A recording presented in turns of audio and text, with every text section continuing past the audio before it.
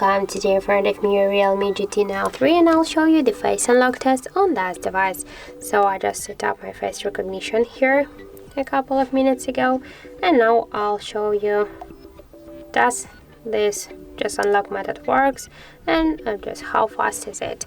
So I'll just activate the feature to unlock directly the home screen to just launch the home screen. Okay, and now just let's start. 1, 2,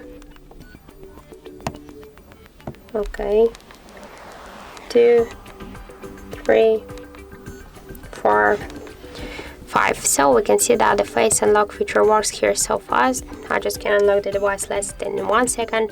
I'll just try to unlock the device without the glasses. I set up my face recognition with the glasses, so I'll just unlock the device without them. And now we can see that face unlock also works here correct with the glasses or without them.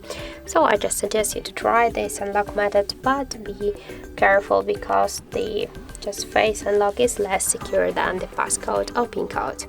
So that's it. Thank you for watching, and if you find this video helpful, don't forget to leave a like, comment and to subscribe our channel.